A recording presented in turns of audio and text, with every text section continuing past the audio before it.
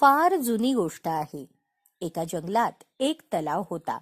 या तलावात बरेच बेडूक राहायचे. त्यामध्ये एक बेडूक आपल्या 3 मुलांसमवेत राहत होता. ते सर्व बेडूक त्या तलावातच राहायचे आणि खायचे प्यायचे. त्या बेडकाची तब्येत खाऊन खाऊन सुधारली होती. तो त्या तलावातील सर्वात मोठा बेडूक झाला होता. त्याची मुले त्याला बघून खूप आनंदी व्हायची. त्यांना वाटायचे की आपले वडीलच जगातील सर्वात ताकदवान आणि मोठे आहेत. तो बेडूक देखील आपल्या मुलांना आपल्या सामर्थ्याबद्दल खोट्या गोष्टी ऐकवायचा आणि त्यांच्यासमोर शक्तिशाली होण्याचा देखावा करायचा. त्या बेडकाला आपल्या शारीरिक सौंदर्यावर फार अभिमान असे.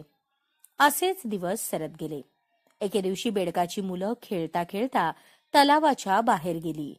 ते तलावाच्या नजीकच्या गावात जाऊन पोहोचले. त्यांनी तिथे एका बैलाला बघितले.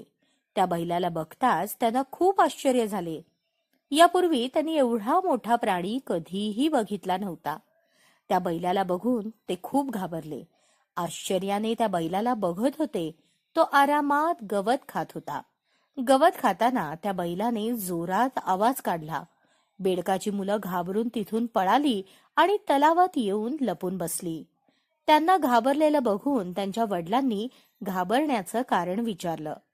तेव्हा त्यांनी घडलेला सर्व प्रकार सांगितला आणि त्यांनी इतका मोठा प्राणी बघितला असं ते सांगत होते. त्यांना वाटत होतं की तो बैलच खूप ताकदवर आहे आणि असं त्यांनी बोलून देखील दाखवलं.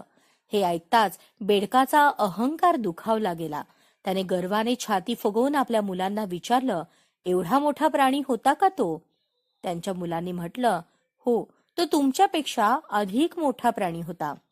आता मात्र बेडकाला राग आला आणि त्याने अधिक छाती फुगवून विचारलं की एवढा मोठा होता का तो प्राणी?